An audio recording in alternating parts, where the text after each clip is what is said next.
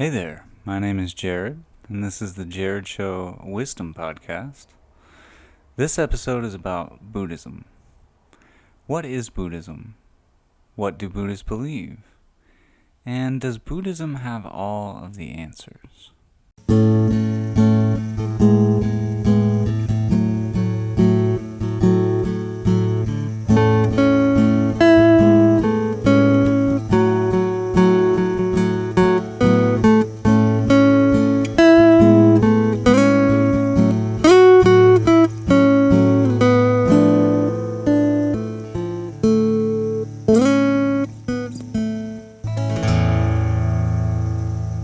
Welcome to the show. In this episode, we'll take a look at Buddhism as we begin going through the various major religions. I'd like to take this moment to encourage everyone out there to journey through each of these religions, no matter what you believe. No matter what your religious beliefs are, it's important to take a look at each major religion and see what it has to offer.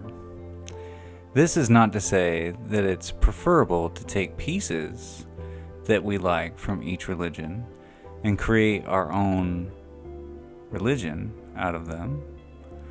That only leads to a very unstable worldview, full of uncertainty, vanity, and failure. To pick the parts we like from each religion is like picking the parts we know from various car engines.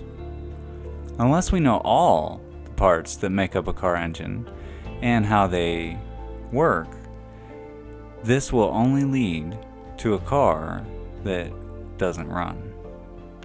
Even if we are a mechanic, picking parts from several different makes and models of cars takes some very smart arranging to make the car run, and this is only after years of experience. Instead, we should take a look in the mirror, sum ourselves up as objectively as we can, recognize what things need to change in order to propel us forward, and search for a solid foundation in order to change those things. As we have gone along in this podcast, episode by episode, we've discussed the psychological aspect of the human condition. Using these ideas, we can get a good view of who we are and what changes we can and should make. In life, we change, whether we want to or not. Recognizing the changes that are happening and deliberately making those changes ourselves allows us to work towards something instead of just existing. As we go to break, here's some food for thought. Let's say you are a Christian. You believe in the Bible, Jesus Christ, and go to church. If you were born in Cambodia, would you still be a Christian? Think about it for a minute, and we'll be right back.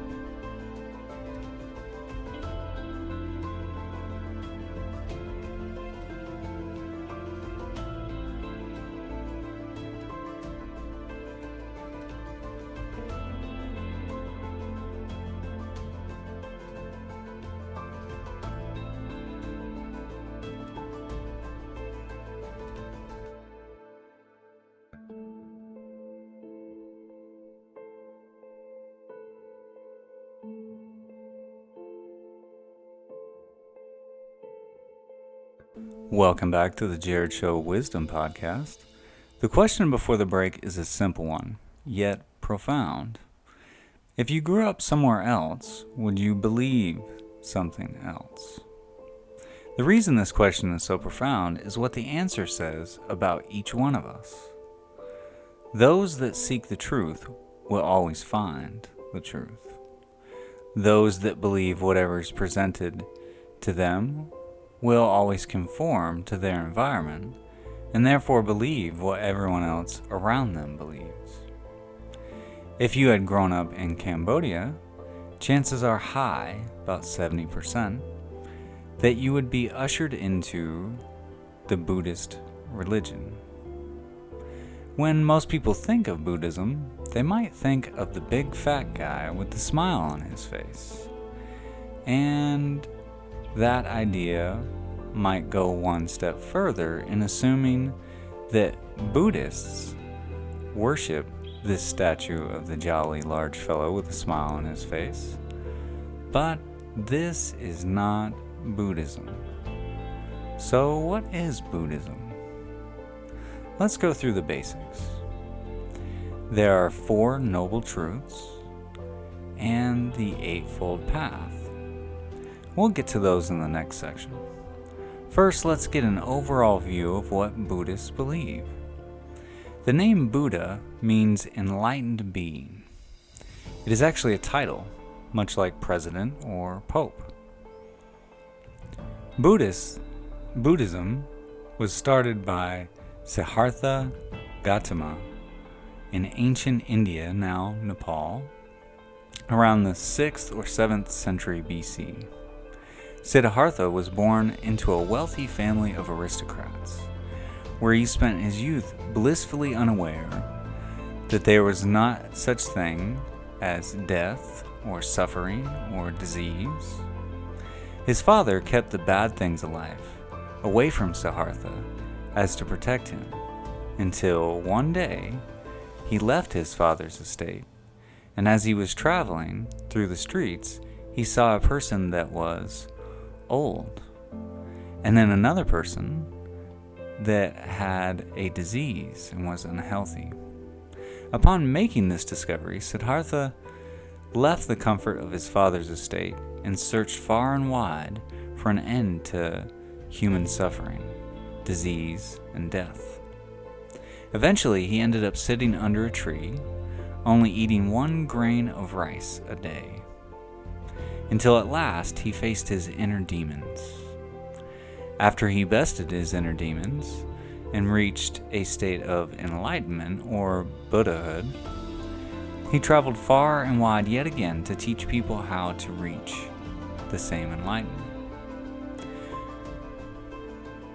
Buddhists believe that life is a series of incarnations or lives.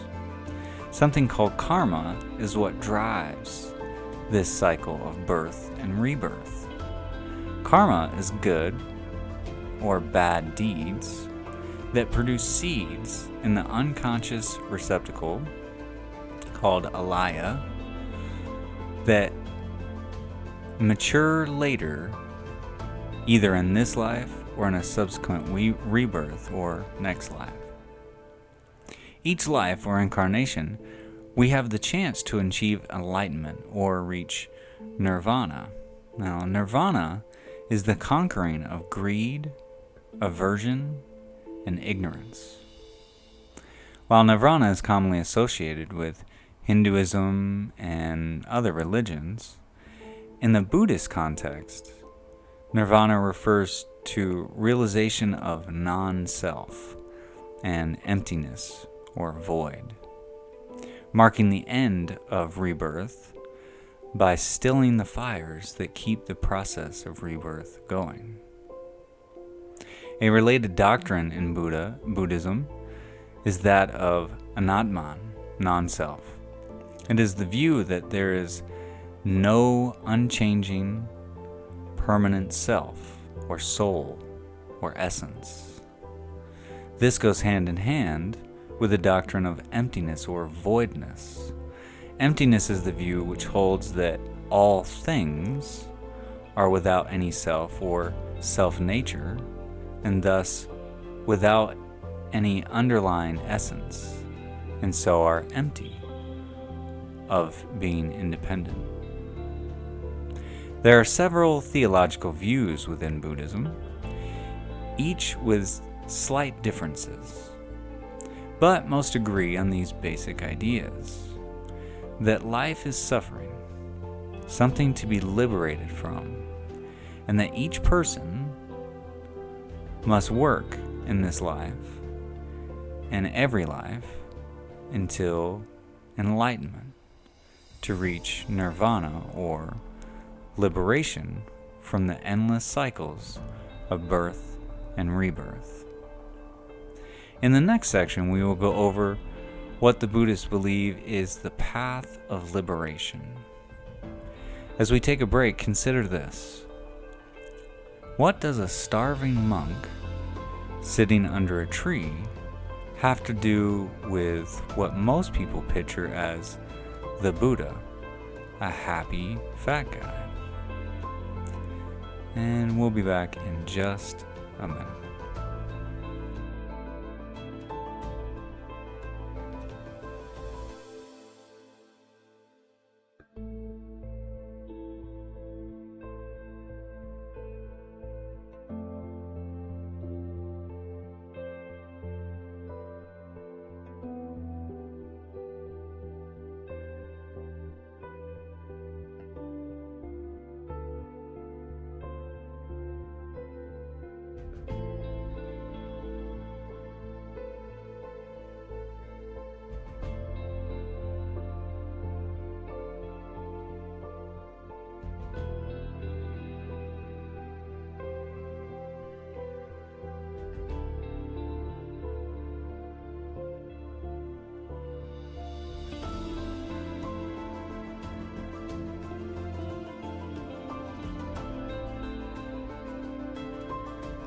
Welcome back to the Jared Show Wisdom Podcast.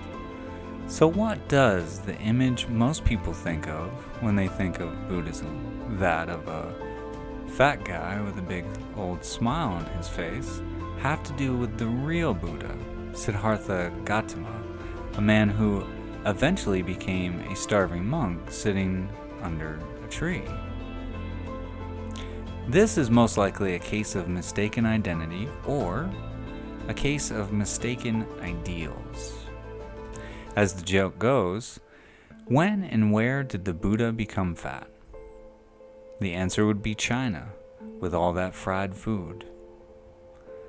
All jokes aside, the first chubby Buddha was actually first depicted in China, in traditional China and elsewhere, including once upon a time in Europe. A chubby person signified good fortune and wealth. Before there were big grocery stores, food was not as easy to come by, and those with a surplus to eat were, of course, doing well. So, why not depict someone who was enlightened as fortunate and wealthy, i.e., fat and happy? As for the case of mistaken identity, Budai is a deity in Chinese folklore, with an occasional presence in Japan and Vietnam. He is invariably depicted as a fat and smiling guy, and I think people may have Budai and the Buddha a bit mixed up. Now that we have that big old guy out of the way, let's look at what's called the middle way, the path to enlightenment.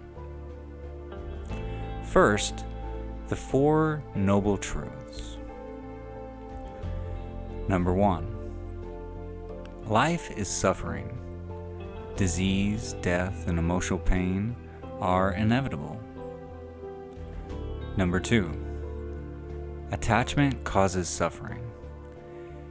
An attempt to derive happiness from things that have shape and form results in suffering because they are not permanent. Number 3, to cure suffering, free yourself from attachment. The cause of suffering is attachment, so make attempts to free yourself from attachment. And number 4, the Eightfold Path will show you the way out of suffering. The Buddha taught practical ways to end suffering through 8 pursuits, those being right speech, right action, right livelihood, right concentration, right view, right intention, right mindfulness, and right effort.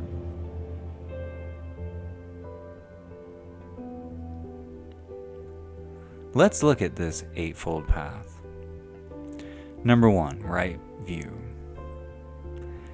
This is the first principle, and it teaches people about the right way to see the world. Often our view of the world is colored by our expectations, hopes, and fears. If we can keep these factors aside and see things as they are, without bringing our feelings into the mix, then that is the right view of the world. We need to have an open attitude towards what we see and perceive, and have a simple and straightforward approach to life.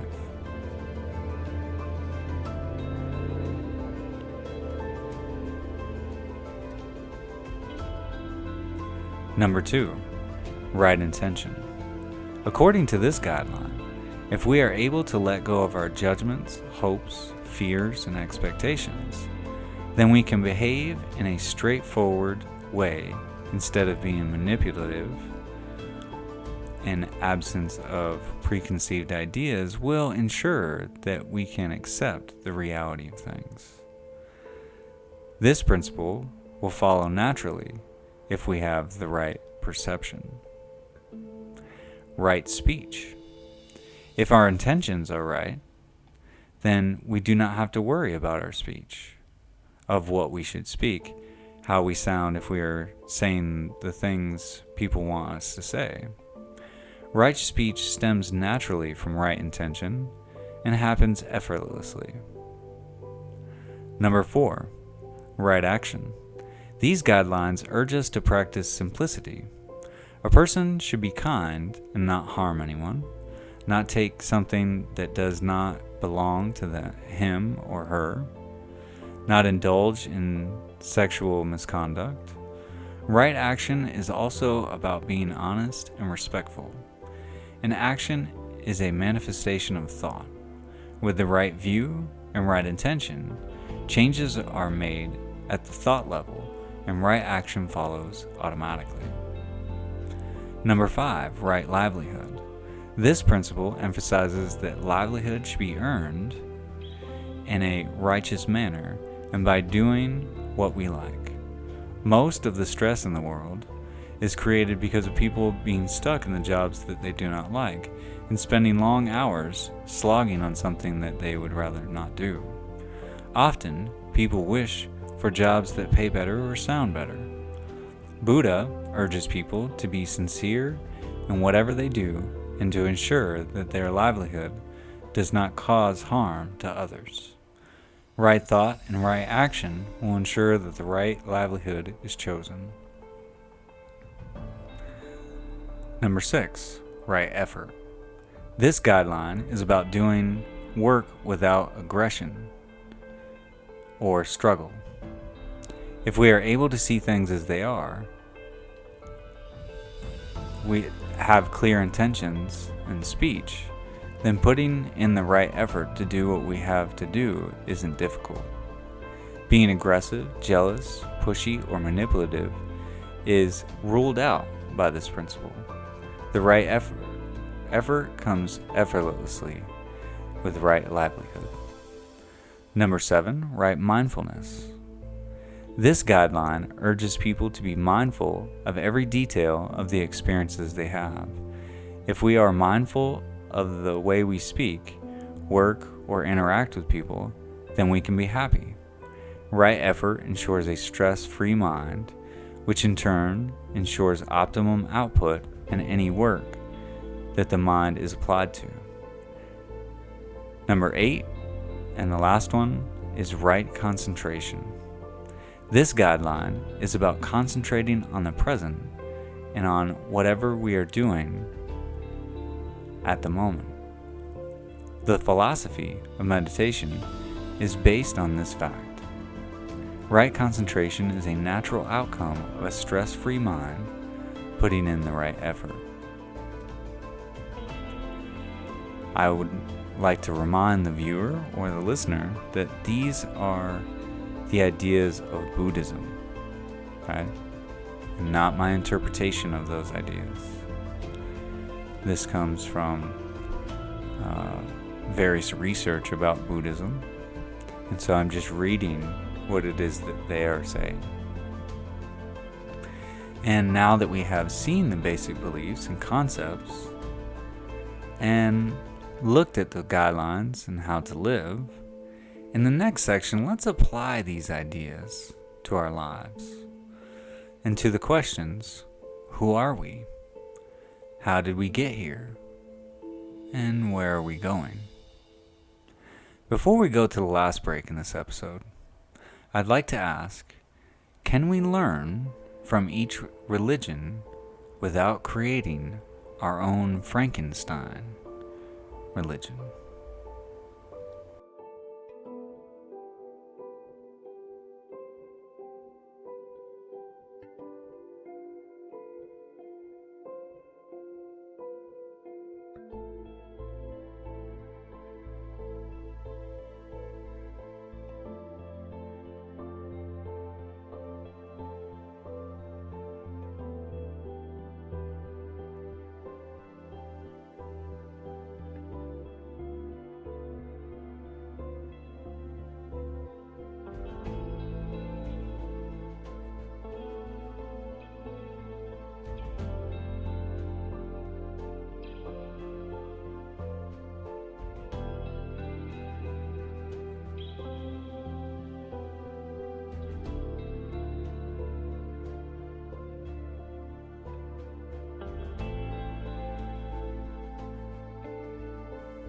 Welcome back to the Jared Show Wisdom Podcast.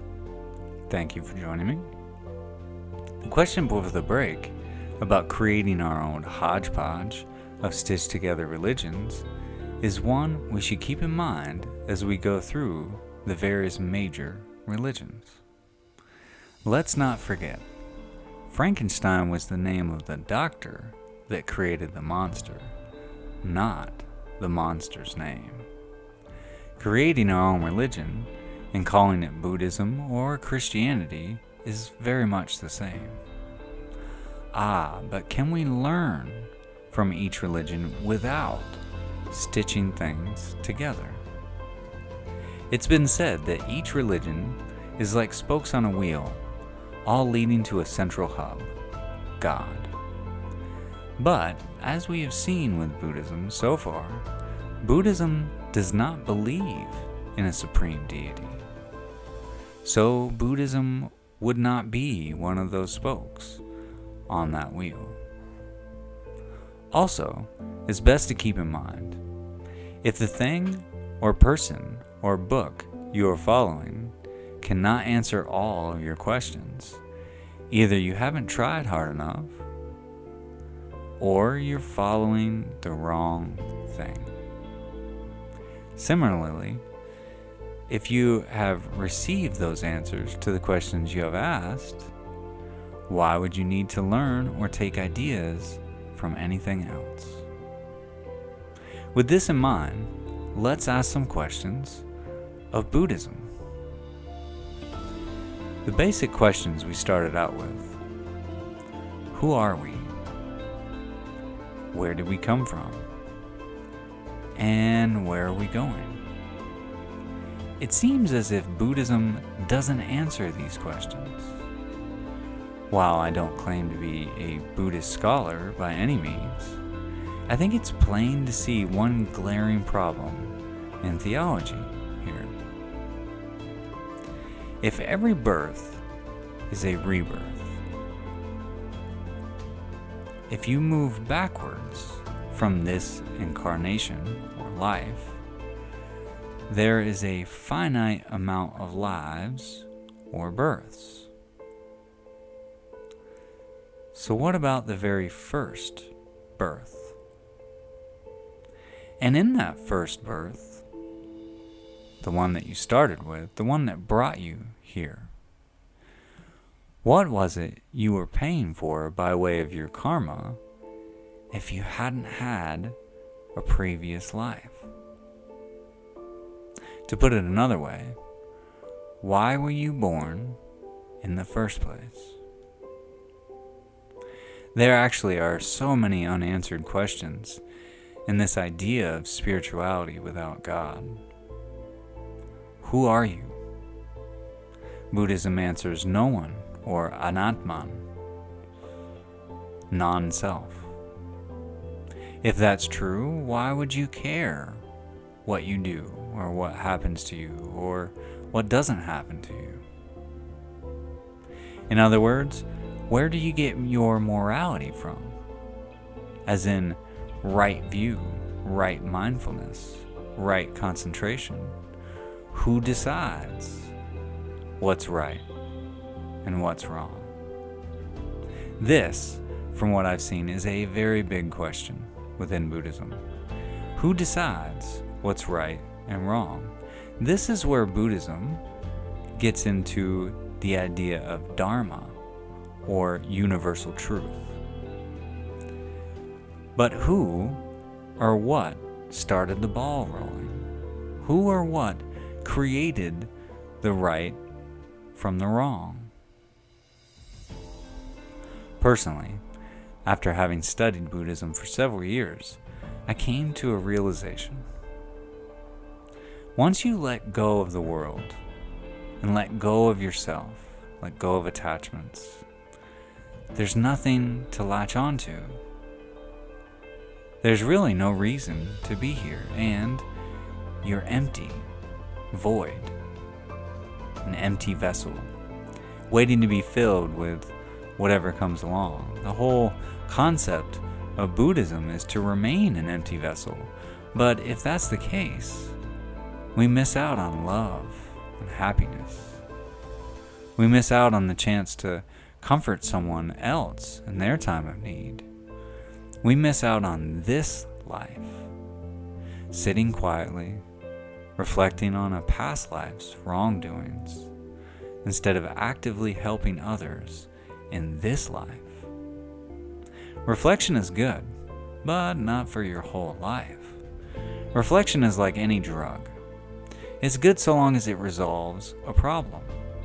If or when you become a habitual user of that drug, no matter what it may be, you've missed the point. Buddhism is akin to grasping at smoke. Trying to consciously let go of something unconscious is just as possible as grasping smoke.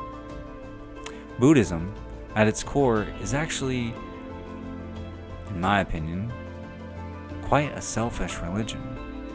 I am trying to attain enlightenment for me so that I may reach nirvana, only to get to the top of the hill and find you never existed.